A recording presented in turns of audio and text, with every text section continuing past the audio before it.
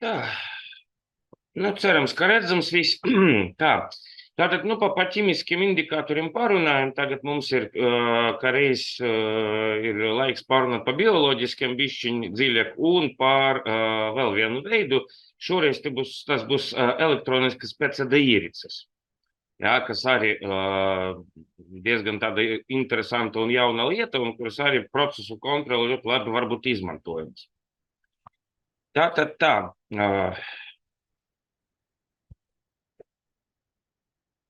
Sāksim ar definīcijām bišķi.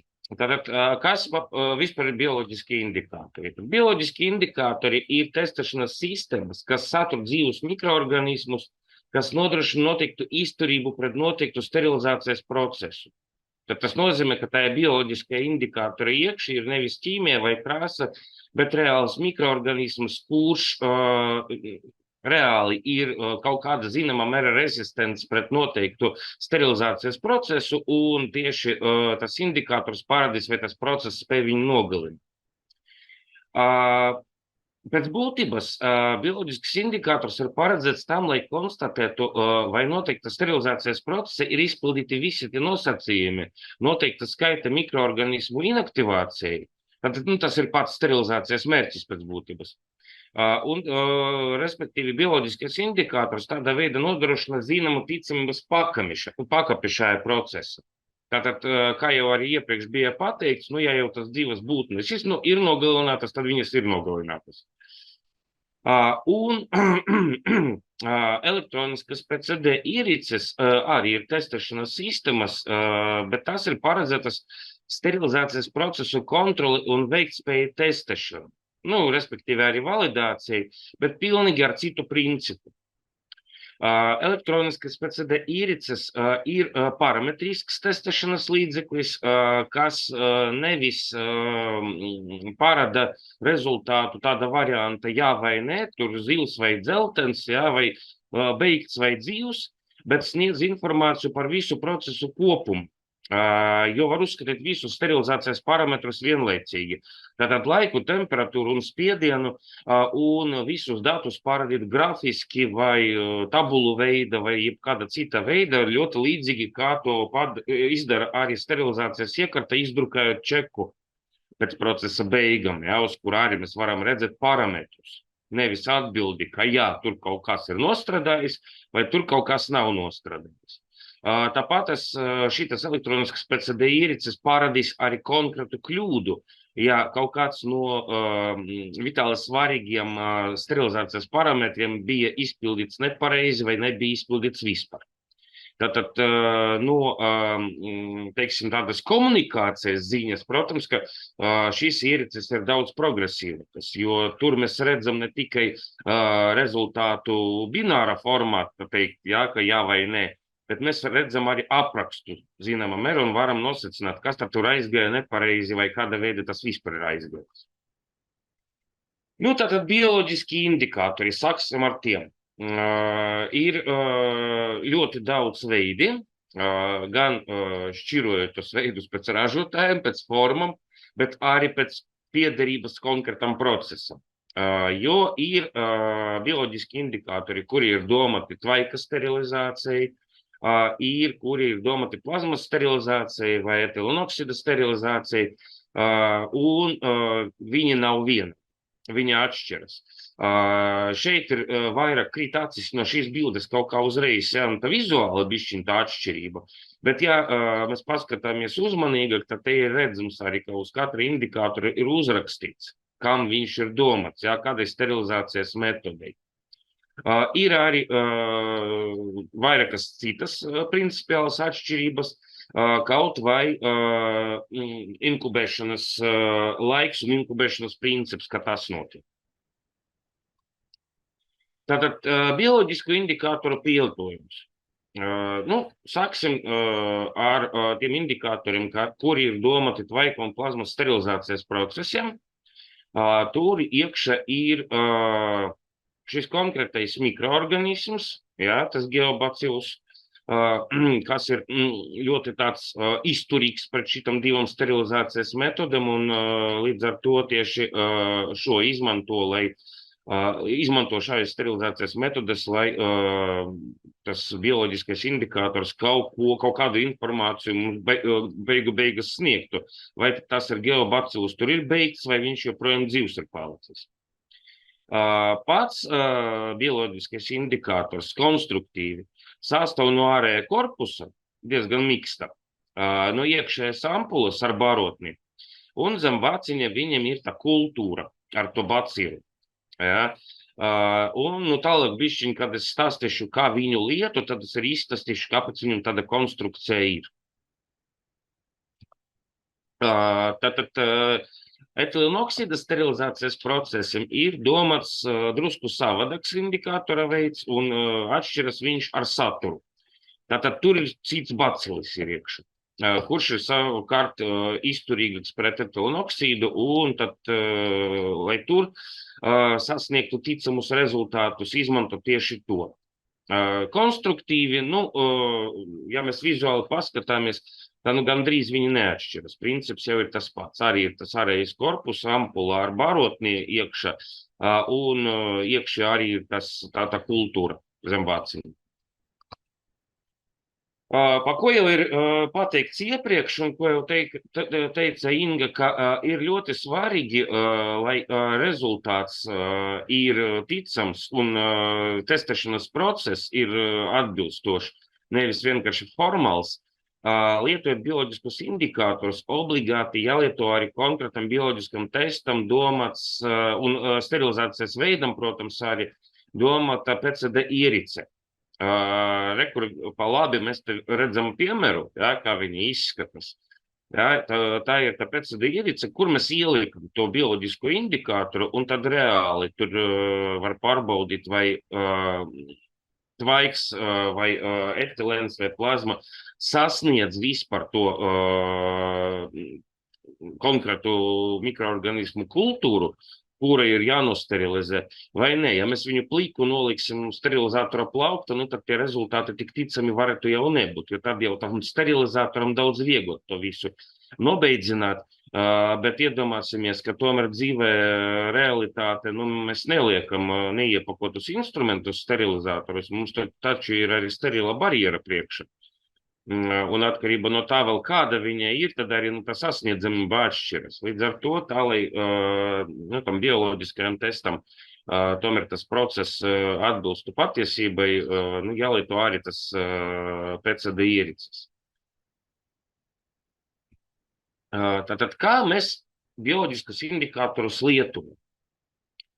Protams, ka visos posmos mums ir jāsako līdzi instrukcijai.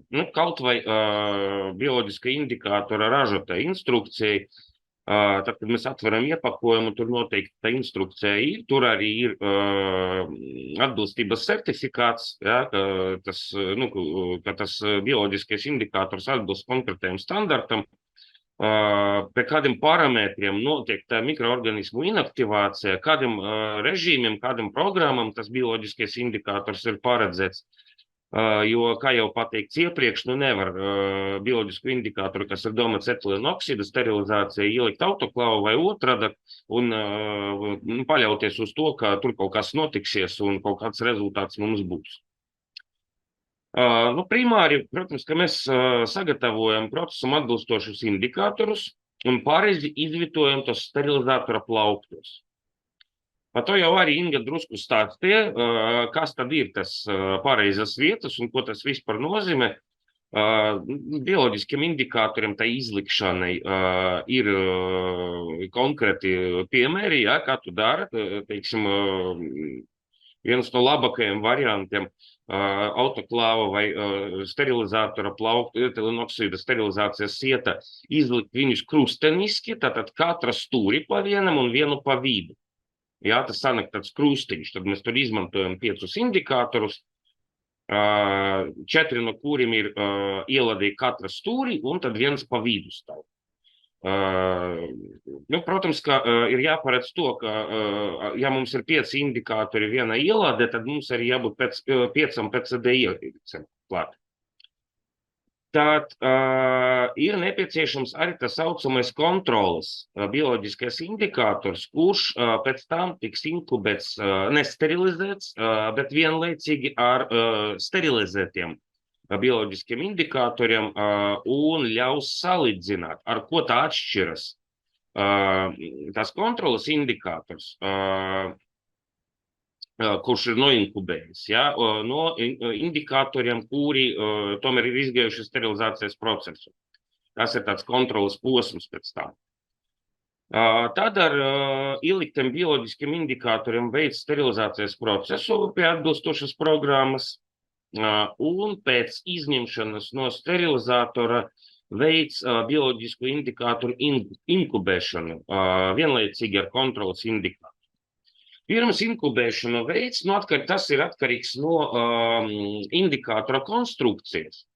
Mums ir jāizjauc barotne, kas ir iekšā tajā korpusa, lai potenciāli dzīvi mikroorganismi tiktu pie ēšanas, tā teikt. Ja? Jo sterilizācijas laika barotne ir noslēgta, mikroorganismi tiek sterilizēti un inaktivēti paši pa sevi. Ja viņi ir inaktivēti, tad viņi tur it kā nav, un es nebūs kam. Ja viņi tur ir palikuši, tad dabūjot to barotni sev virsū, protams, ka viņi sāks baroties, vairoties. Un tad mēs to arī uzzināsim pēc tam, pēc inkubēšanas. Tā barotnes izjaukšana, kā es jau teicu, atkarībā no indikātora konstrukcijas notiek dažādi. Vai no indikātoru ar speciālu iericīti vai gar inkubātora speciālu paredzētu maliņu saspiež un tā barotne pārplīst. Jā, līdz ar to mikroorganismi tiek pie tas barošanas. Vai nu ir arī tādi indikātori, kur iespiež podziņu to augšējo, ja, un tā saspiež to barotni, un tad viņi sašķist. Ja, un tad tas viss sajaucas kopā. Ja mēs aizmirsam to barotni sasist, tad atstājam mūsu mikroorganismus bez barošanas, teoretiski varētu būt, ka viņi arī tāda veida kaut kāda savairosies, jo mēs jau nezinām, kas tur vēl tajā meģenī ticis, ja? Varbūt tur ir ko paēst, ja? Varbūt viņi paspēs arī bez tā kaut kā mazbišķiņ tur pavairoties. Bet tas jau nav tik efektīvi. Tomēr tai barotnei jābūt sasistai un tai barošanas vielai jātiek pie mikroorganismiem. Vai mikroorganismiem jātiek pie barošanas vielas. Ir tīpaši tas ir būtiski tam kontroles bioloģiskajam indikātoram, kur mēs noteikti zinām, ka nekāda inaktivācija nav bijusi. Un ka tie mikroorganismi noteikti gribas kaut kā pabaroties. No tā mums arī sanāks pēc tam tā kontroles salīdzināšana. Tātad pēc tam attiecīgi un saskaņā ar ražotāju instrukciju veicam bioloģisku indikātoru inkubēšanu.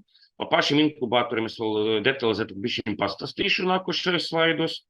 Jā, tad ievērojam inkubēšanas laiku. Ja tas ir 24 stundas, tad tur 24 stundām tiem indikatoriem arī jādzīvojas tā inkubatora.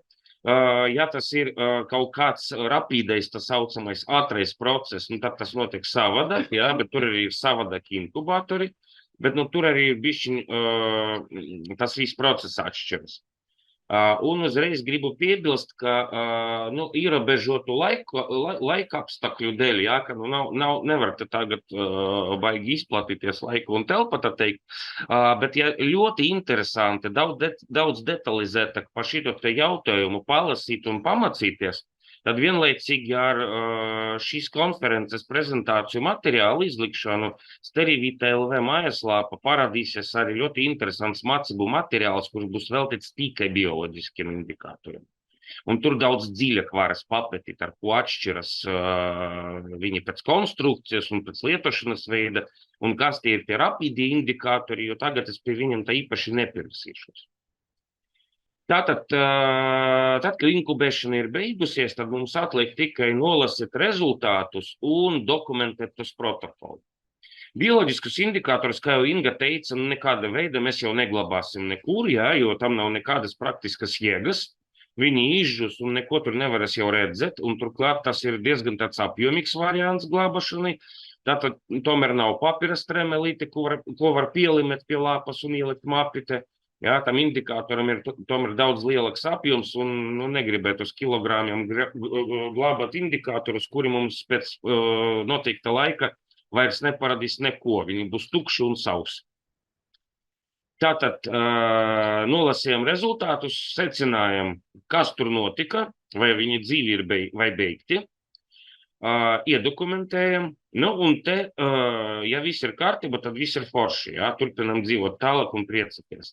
Kas tad notiek, ja tomēr tas rezultāts ir pēkšņi pozitīvs, un mūsu sterilizēti indikātori pēc inkubēšanas ir tikpat smuki, ka kontrolas indikātors ar visam augšanas pazīmi. Te ir bišķiņ traks moments iestējas, tāda ziņa, ka ja mums ir ķimiskais indikators nenostrādājas, pieņemsim pēc cikla kontrolas, tad mēs varam aizturēt to ieladi, atgriezt viņu atpakaļ un nelaist viņu nekur prom. Ja mēs lietojam bioloģisko indikātoru testu reizi mēnesi, kā veiktspējas kontroles testu, tad pēkšņi dabūjot pozitīvu rezultātu reizi mēnesi.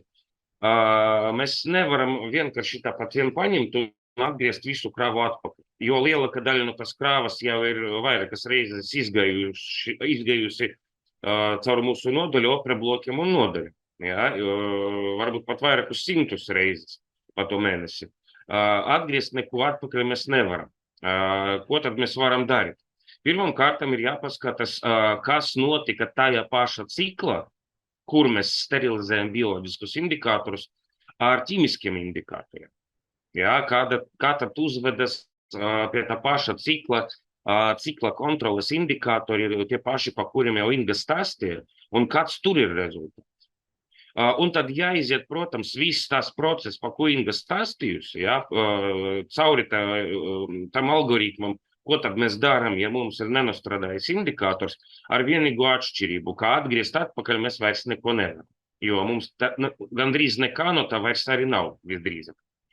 Bet kas mums obligāti ir jāizdara pie tā pozitīva rezultāta? Ja teiksim, mums ir cikla kontroles indikators ķīmiskais nostrādājis, visi sterilizatora parametri ir kārtība, iepriekš veiktais bovidīgs ir kārtība, viss ir forši, viss strādā, uz visiem iepakojumiem, viss ir normāli, nav tikai nobeidzināts šitais tā dzīva kultūra. Ieteicams atkārtot viņu maksimāli ātri pēc šita neveiksmīga, procesa, atkārtot vēlreiz, bet tajā pašā autoklāva vai tajā pašā etilenoksida sterilizatora. Un ja arī otru reizi viņš ir neveiksmīgs, tad tur jāskatās atkal, vai kā Inga teica, ir vainīgi indikātori, vai tomēr sterilizators. Tā, lai izslēgtu variantu, ka ir vainīgi indikātori, tad, ja ir pieejami, paņem citus. Neveiktu atkārtotu testu ar tiem pašiem indikātoriem, ar kuriem mēs veicam to pirmo. Nav teikts, ka ir jāņem cita ražotāja indikātori. Ja ir pieejama cita partija, tad paņemam no citas partijas. Jo tāda veida varbūt mēs esam pārbaudījuši ne to, ka mums sterilizators nestrādā, bet tā, ka mums ir bioloģisku indikātoru vesela partija ir braķi. Arī tādi varianti ir iespējami.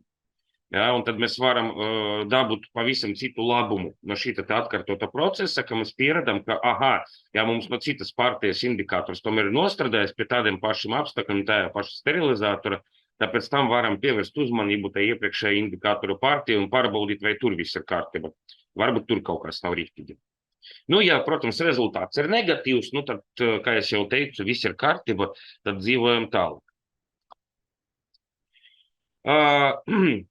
Kāpēc vispār bioloģiski indikātori jāizmanto, kad viņi jāizmanto, cik daudz un ko tas viss dod kopskaitā? Protams, ka indikātoras lietu saskaņā ar noteiktu standartu. Ir standarts ISO 11138, kur bioloģisku indikātoru pielietošana, izmantošana un visas pārējais ar viņiem saistītas lietas ir smalki un sīki aprakstītas. Pašu bioloģisku indikātoru droši var izmantot periodiskai veiktspējas kontroli.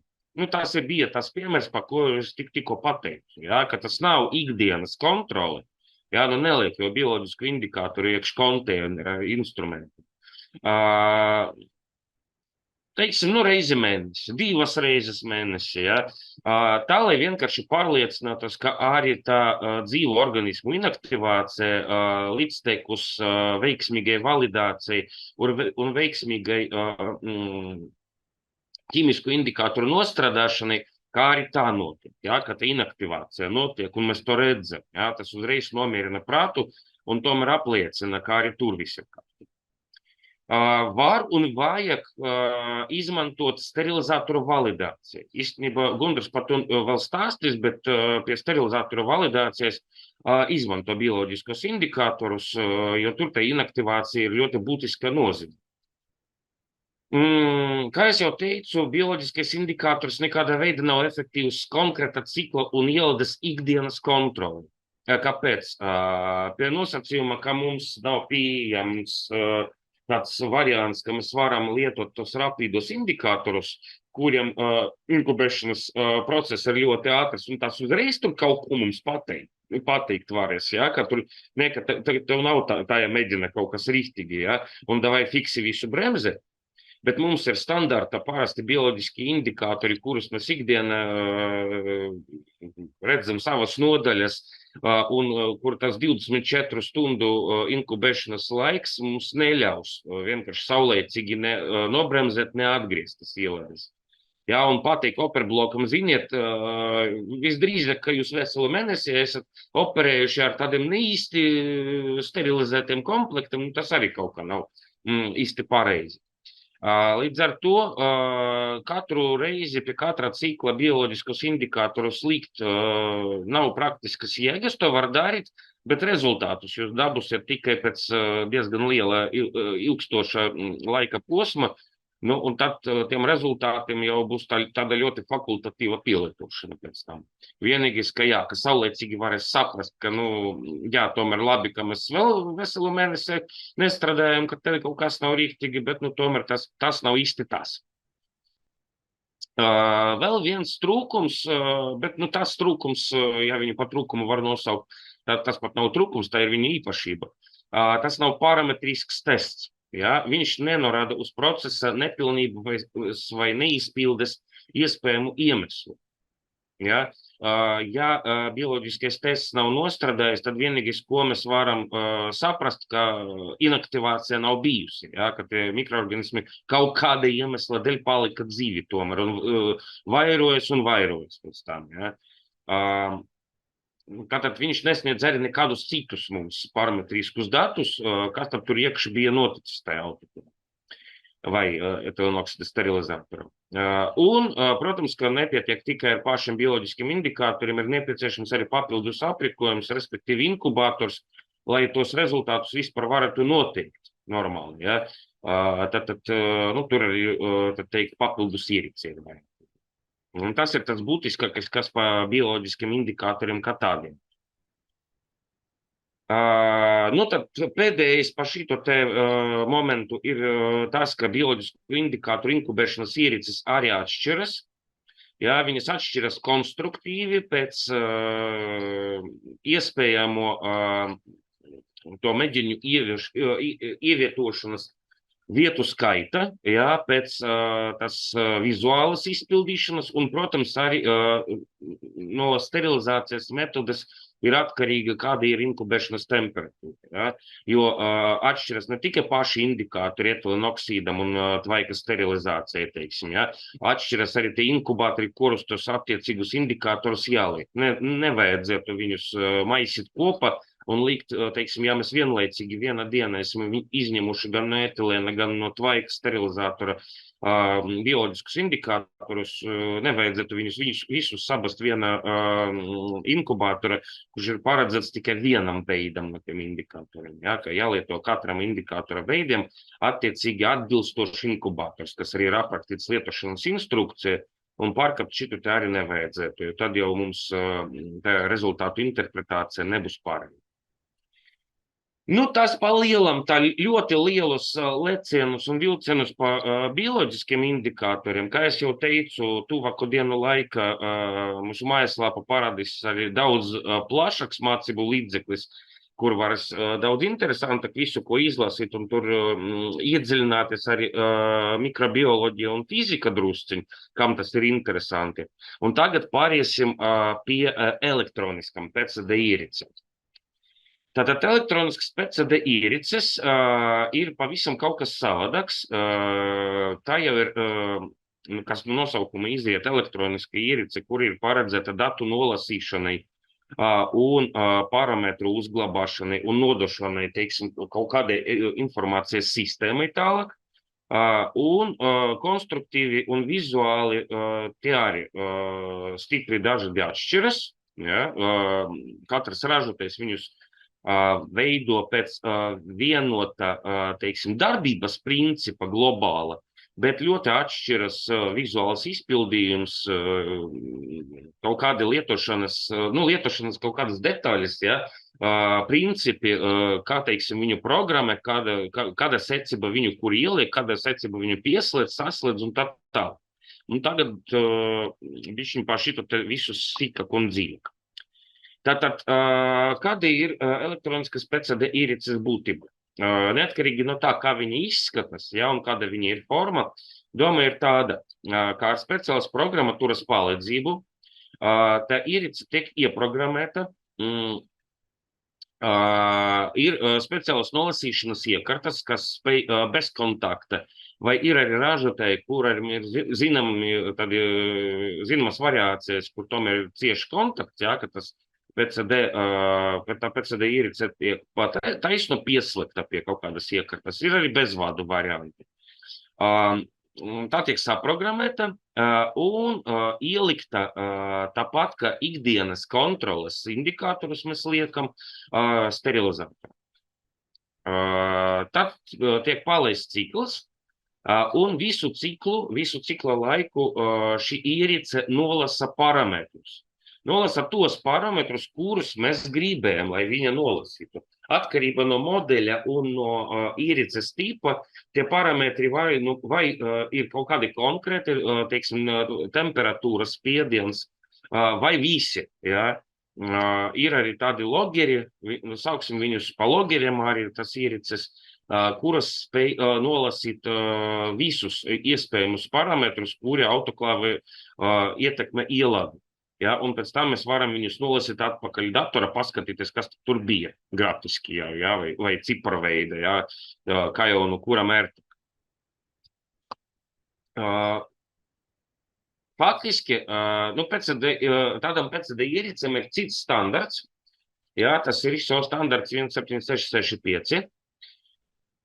Izmantot viņus mierīgi un droši varētu vienlaikus ar standarta ķimiskiem indikatoriem, kurus mēs ikdiena izmantojam ikdienas ciklu kontrolei, viņus var izmantot vienlaicīgi. Tā, lai dabūtu ne tikai viennozīmīgu kaut kādu krasaino atbildi, ko sniedz ķimiskais indikators, bet arī parametrus.